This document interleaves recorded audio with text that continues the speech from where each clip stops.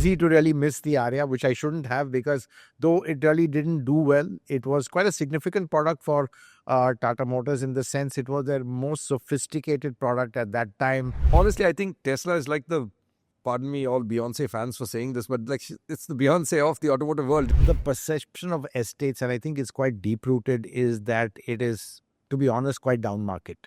People just don't like that body style. You can upgrade platforms. Exactly. It's a matter of will, not skill, as I always say. The main reason why people go for newer platforms is because of that electronic architecture. It's absolutely key. In fact, it's more important than the platform itself.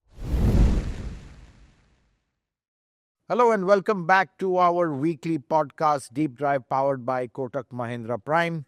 This is your weekly dose of everything auto. I'm Hormazd Sorabjee. And I'm Sergius Barretto. Well, I think this time we've got a topic which we do every now and then, because there are so many questions from people following our podcast. It's only correct that we answer some of those questions. And Sergius, I think it's this is one of those your questions answered episode. You got a whole list of them. Right. So fire away. Right. So we've got a lot of questions. Thank you, first of all, so much for, writing in and engaging with us. It's really nice to see all of this. So, Hormazd, I'll start with some questions from, in fact, just the previous podcast, the MPV podcast. So, there are some users who've asked us, what about the Tata Aria and the Hexa? I think what they're talking about is we miss the Aria in everyone who was involved in MPV. So really, my bad. Sorry about that. Easy to really miss the Aria, which I shouldn't have, because though it really didn't do well, it was quite a significant product for Tata Motors, in the sense it was their most sophisticated product at that time. It was built on a new hydroform chassis.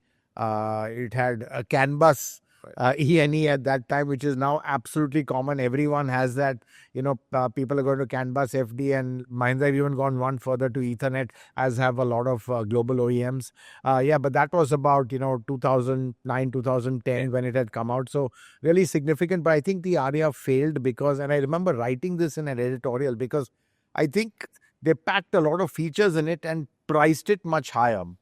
And again, it was at some points even more expensive than the Innova, though it had more features. That was the justification.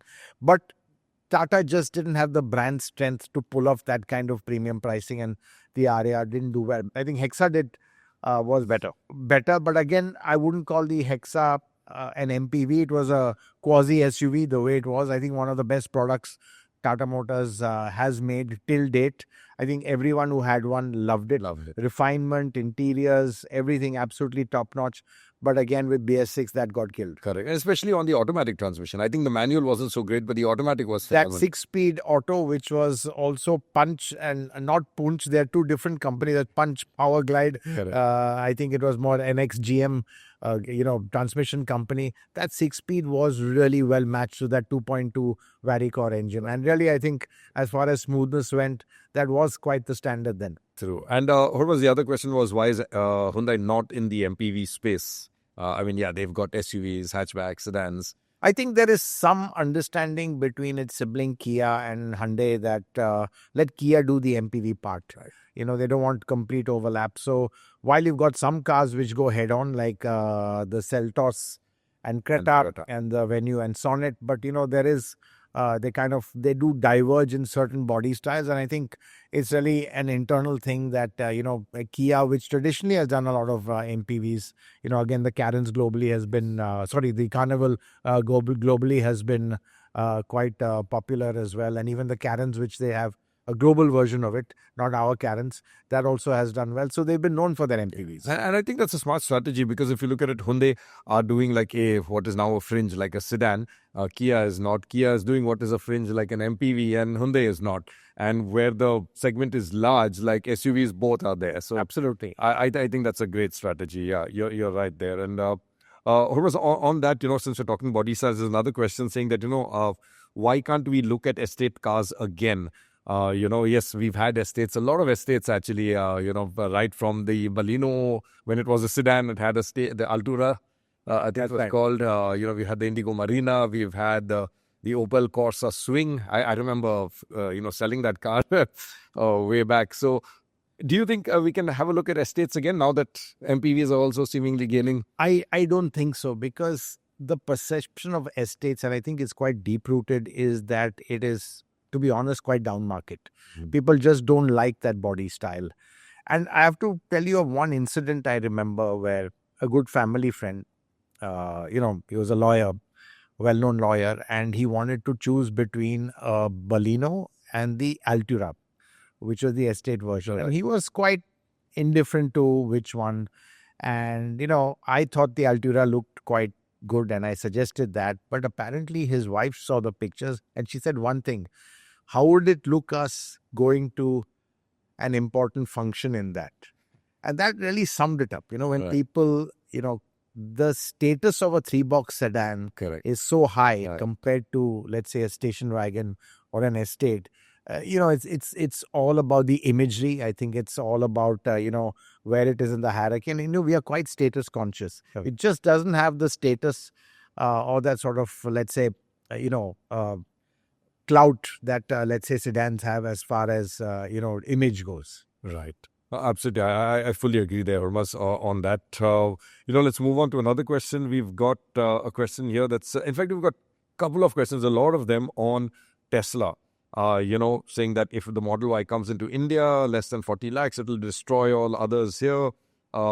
Conversely, there are people who say that with Mahindra BE offerings, why would you want Tesla? With BYD here, why do we need Tesla? And so on and so forth. I think, Hormazd, I'll start off here. Honestly, I think Tesla is like pardon me, all Beyonce fans for saying this, but it's the Beyonce of the automotive world, overhyped. It is very overhyped. It is, right? I mean, they're great cars. They are innovative. They brought in new thinking into the industry, and, you have to give it to them for that. I think, things like looking at the touchscreen as the center, which is not great for driving, but it is great for other certain things. So there's a lot of innovation that they brought in, but you and I have both driven Teslas extensively. When we look at it objectively, they're not there at the top. No, I mean, they do have certain things like the performance, the range, absolutely phenomenal. And even the onboard screen, everything, it just works fantastically, though it's completely quite radical.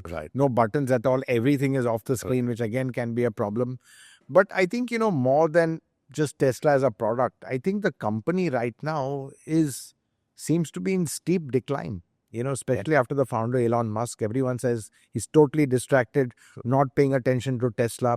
I think the fact that, a lot of people don't agree with him and Trump's policies with who aligned to sales have just fallen off a cliff, especially in Europe. 50% down in Europe, 70% down in Germany. People are vandalizing Tesla showrooms, vandalizing Tesla cars. So really, this is a very dark period for Tesla. And, he's coming into India at a moment of when I say he's gone into decline, and I don't know whether they'd be able to pull out of this, because sense one gets is he's not focusing on this company at all. I mean, people are even talking that they should get a new CEO for Tesla to save it right now.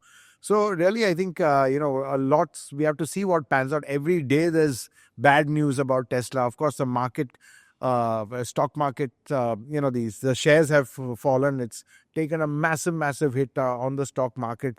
So really tough times for Tesla. And to come into India right now, it's not coming in from its global position of strength at all.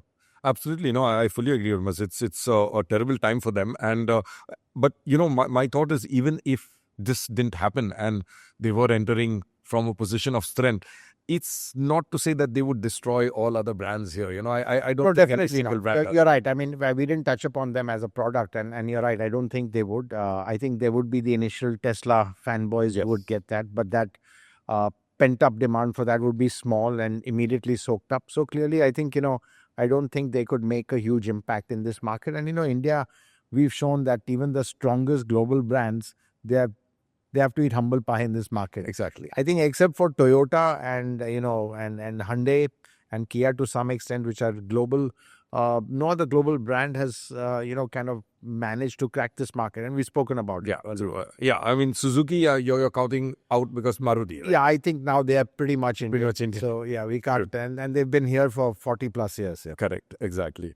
Hormazd, then, I'm going to take another question on whether you have a scoop on this one. When is the next gen or the new gen Bolero coming?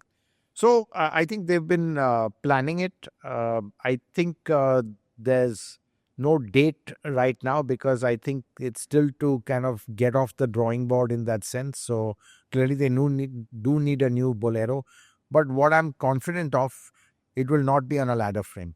It will be on a monocoque, a new monocoque platform the company is developing. And I think the Bolero will be on that. Now that platform is still, it's still on paper, still needs to be, kind of materialized.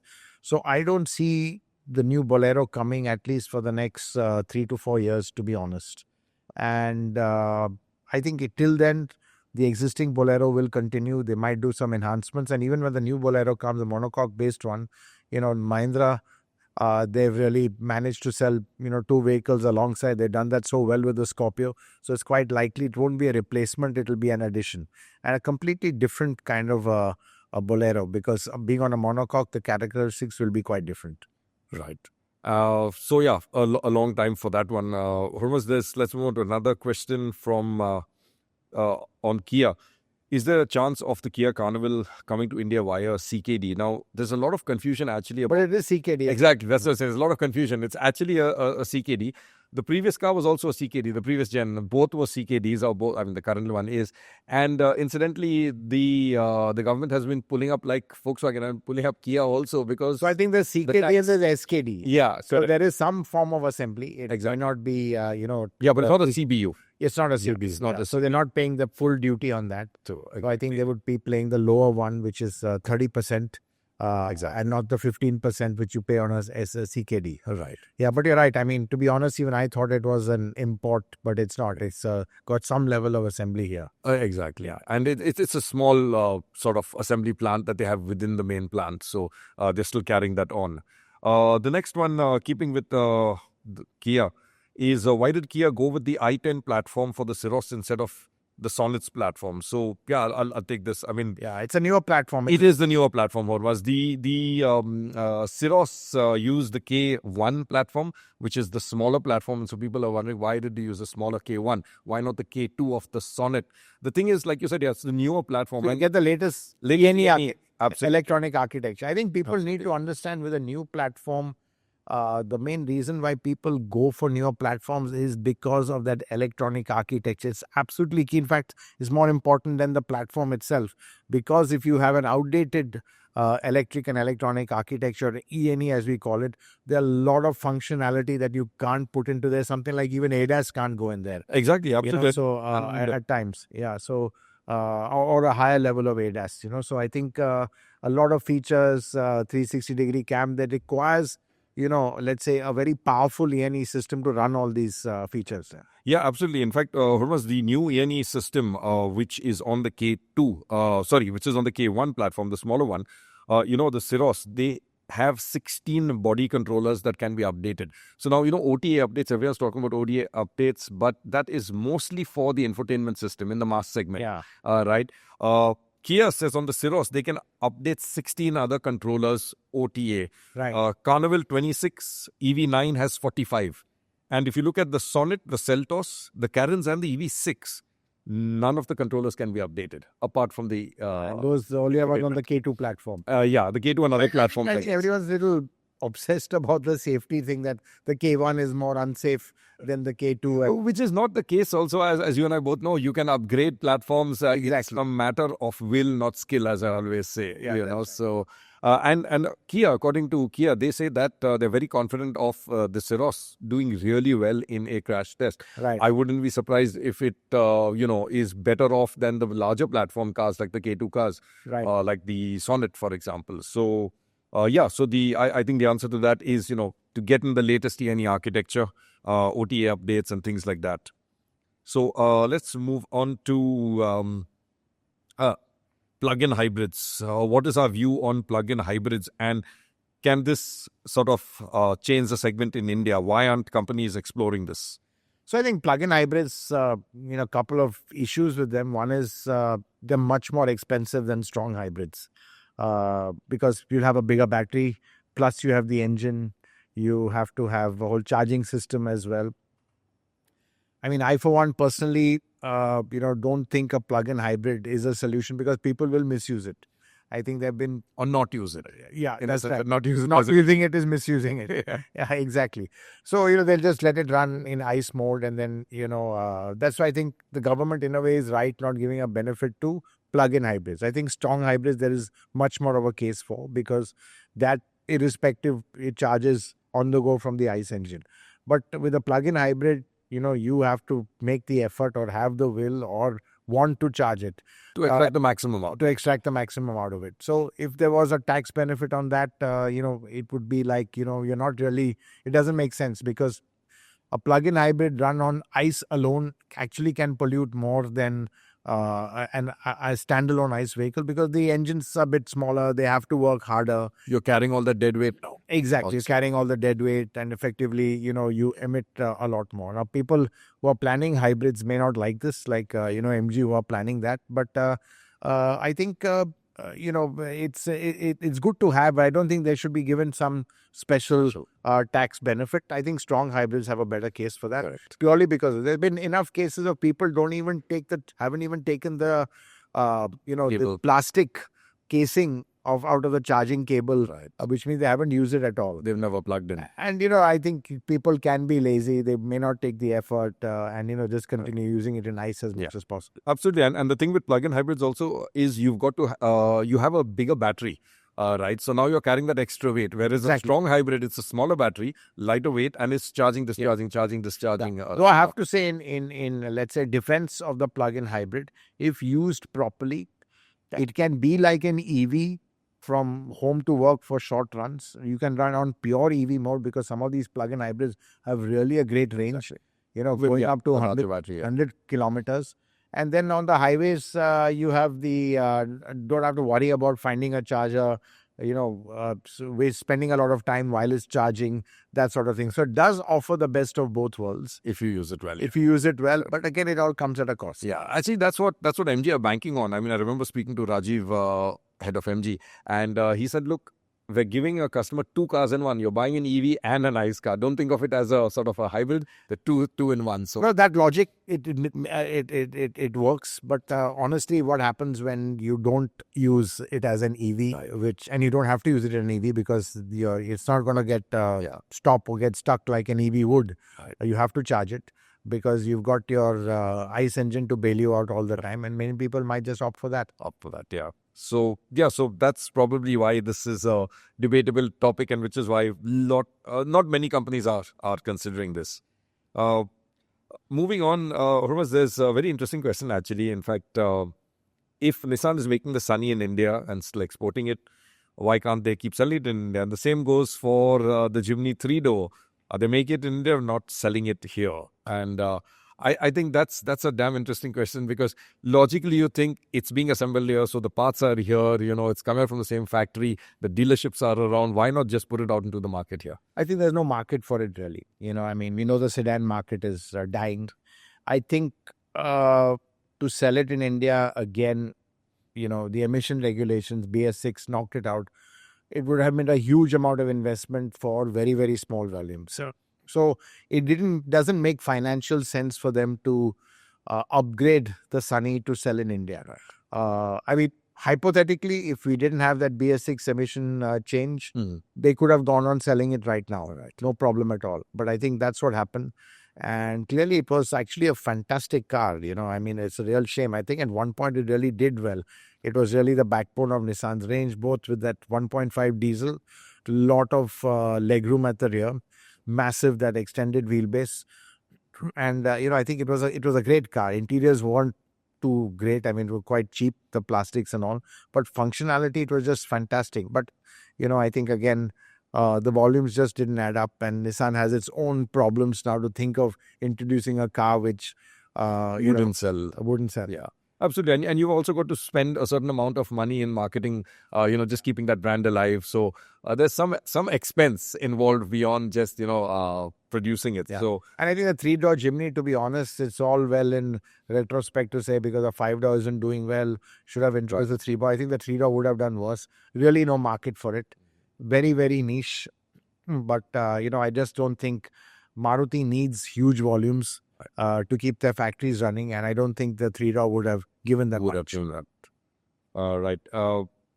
Moving on, Hormazd, there's another question here that says, let's take an EV question actually.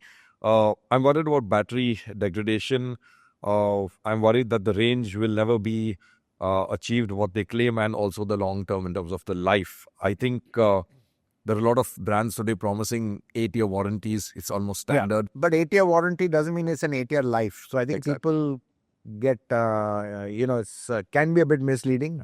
And I think people get a bit worried and confused. So that's just a warranty. I mean, it's like, your car has a 3-year warranty. Exactly. It doesn't mean it's going to pack up after 3 years. Exactly. It goes on and on. It goes on, absolutely. So I think we really not, the whole question of battery life is still an unanswered question. And, something that's people are concerned about, but we really don't have proper answers for that because very few EVs have gone through that 10-year life cycle right now. No, yeah.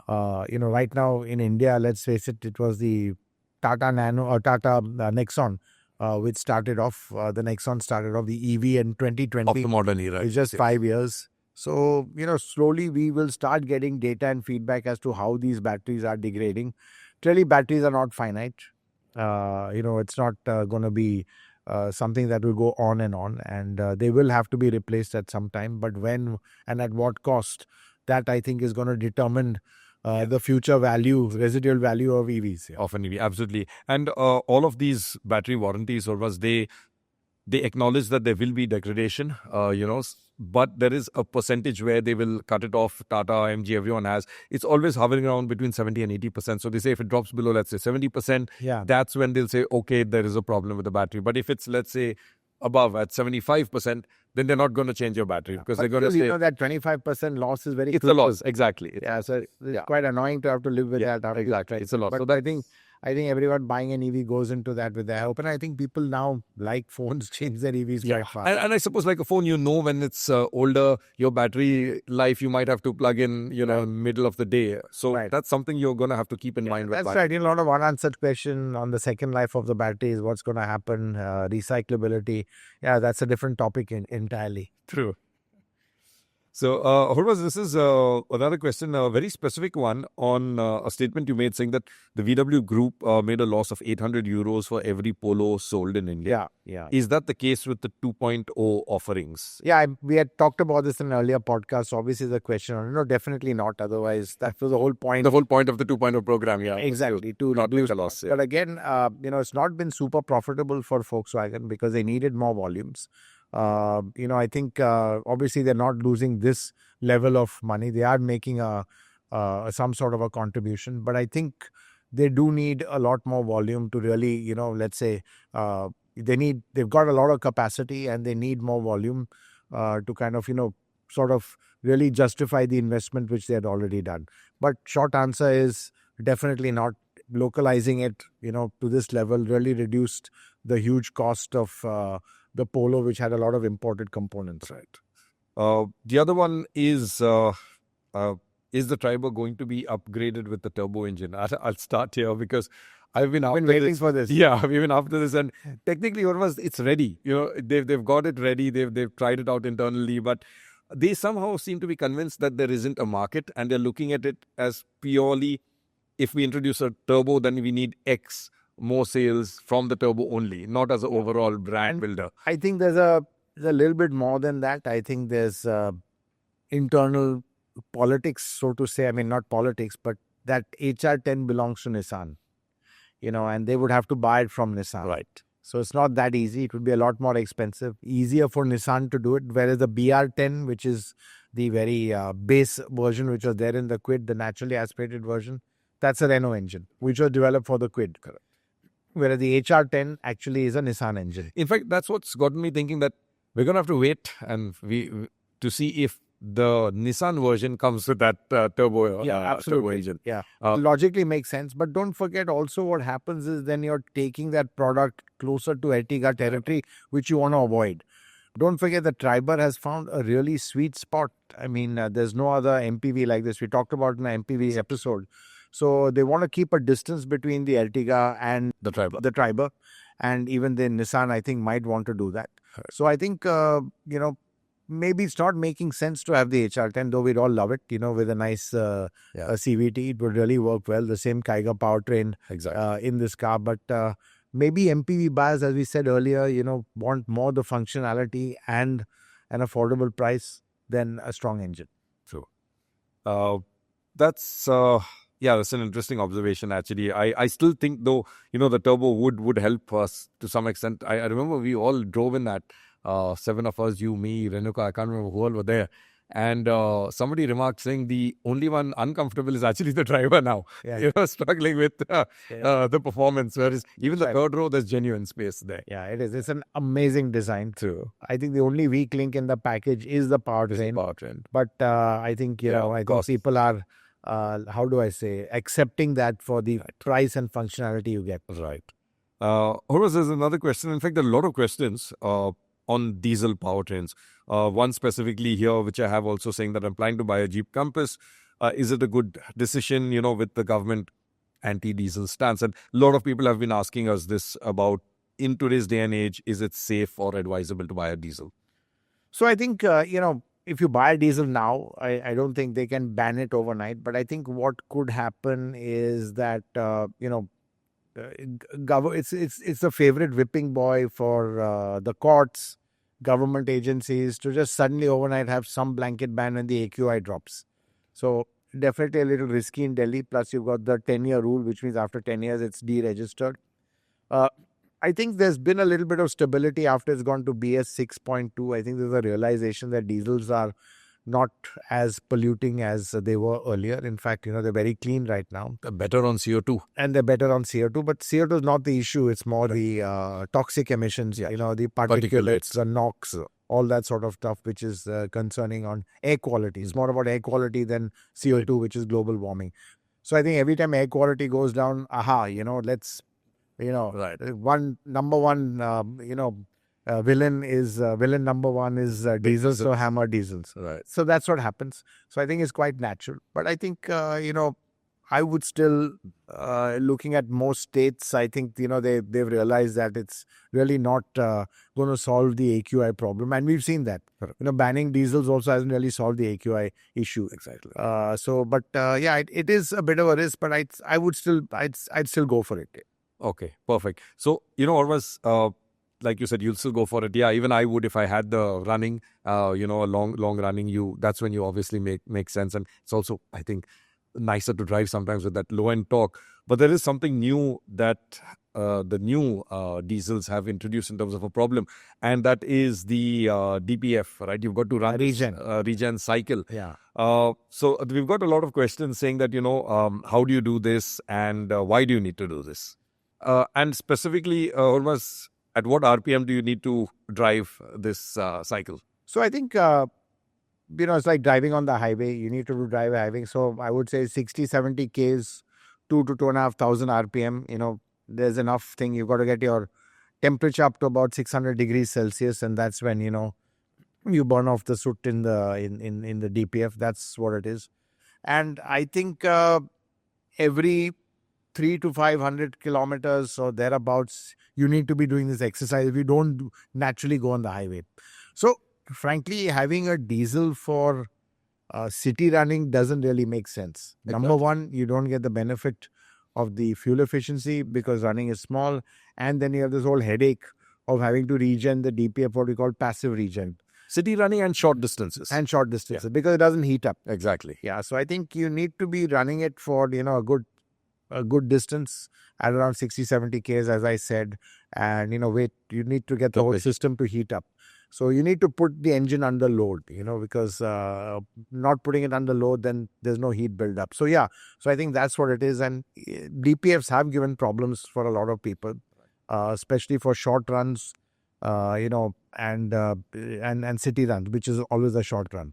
So I think not a good idea to have diesels in the city, but great sense if you're going to be using it on the highway. On the highway. So even once a week, I think if you go on the highway, it's good enough. It's good enough. Yeah. And if you don't, you will get a warning, and you can check your owner's manual also specific to your engine and the brand. That's right. On how to do the cycle. Some of them even have a stationary, which I think is wasteful, of course, a stationary cycle, you're just burning diesel then technically. Yeah, that's right. Which seems sad. Yeah. But yeah, that's what you'll have to live with if you're not, like you said, driving a lot. Okay, Hormazd, moving on to Honda. People want to know, and we've had a lot of questions here, will the Jazz be reintroduced?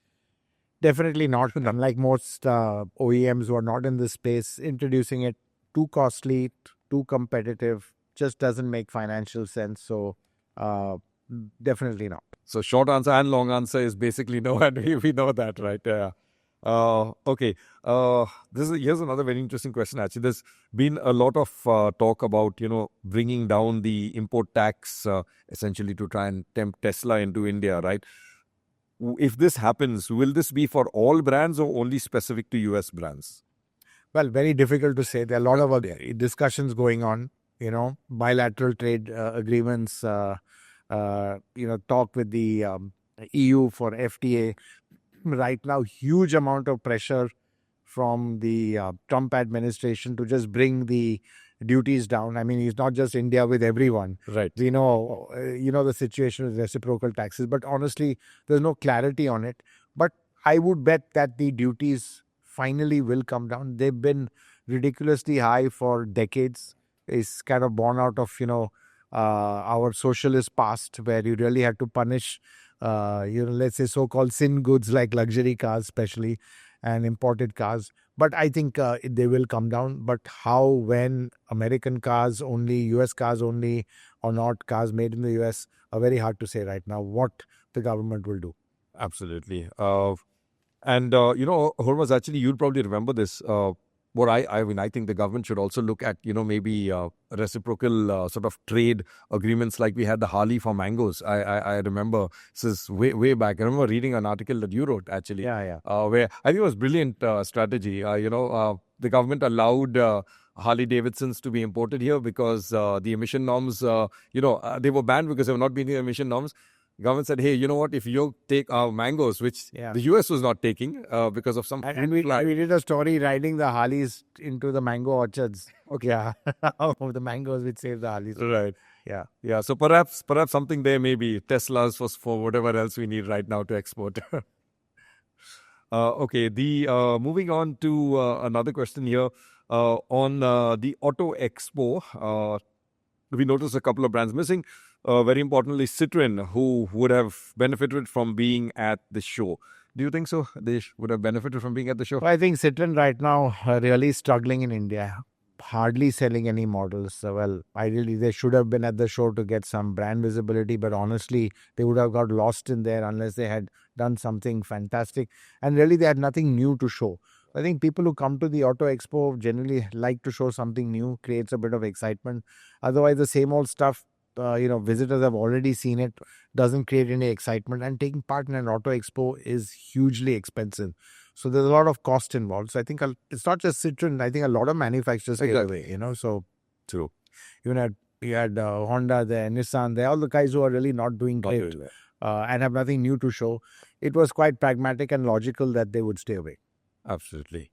Moving on, Hormazd, there's another question on the Mahindra Scorpio-N. Will we see any model updates or facelifts soon? Well, I think there is a plan to update it for sure. I think the code is Z115. I think it's going to get a longer bonnet, in fact, because I think they want to upgrade the crash standards so that Australia didn't do well in Australia. The NCAP over there. So it meets Australian NCAP ratings.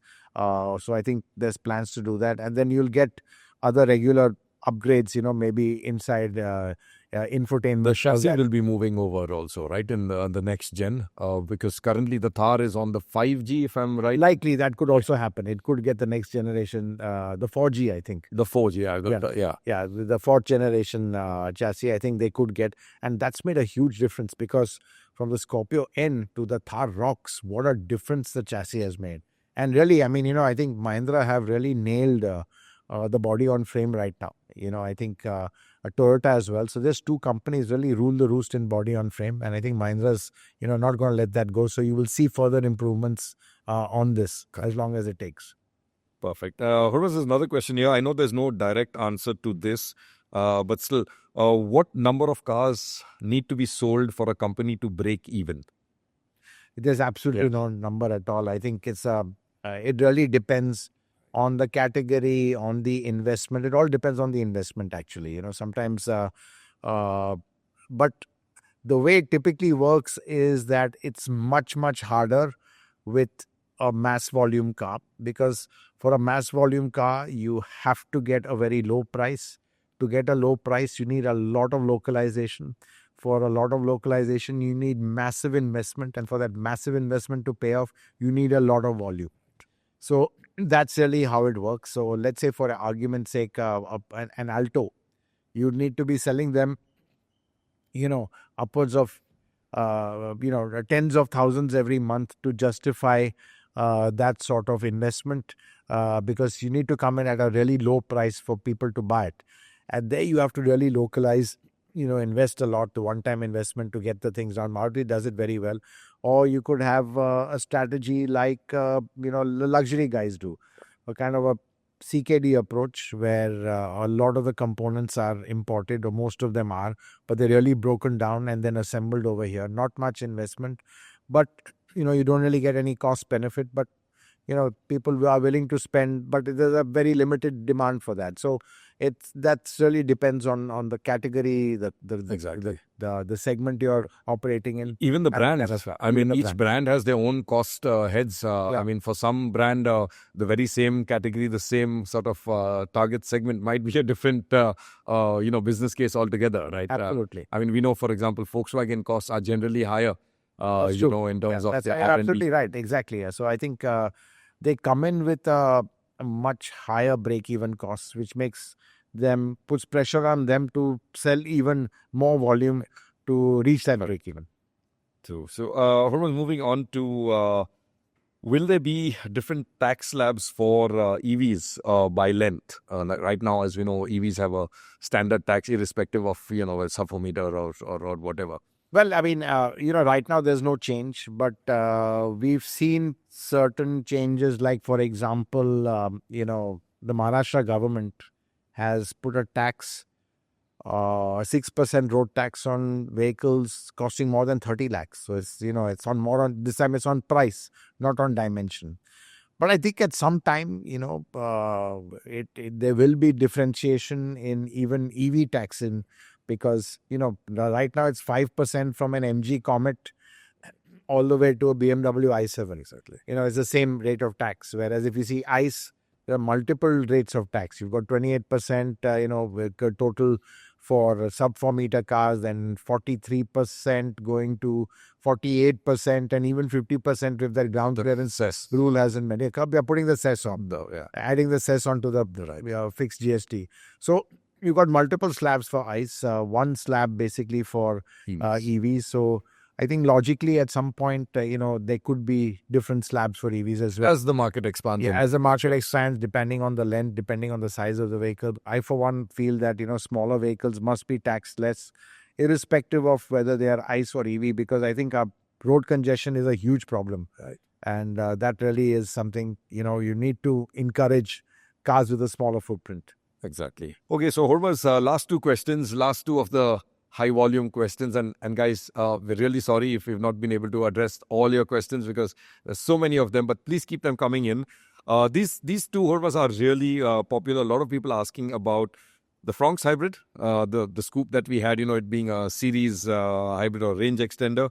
What's the update on that? Won't it be expensive? And can Maruti offer the turbo in their other cars? So again, it's in the Fronx. Can it go into other cars? Yeah, so I think coming to the hybrid definitely will be more expensive. That's the challenge Maruti is facing. So firstly, it won't be the turbo engine. It'll be the 1.2, the Z12 three-cylinder engine. In fact, that Z12E engine is meant for hybridization. 3 cylinders. It's compact. It leaves space without that fourth cylinder. It leaves space for a motor in there. So definitely it will be more expensive. I think Maruti is working hard to really localize everything, including the batteries, which they are going to be doing.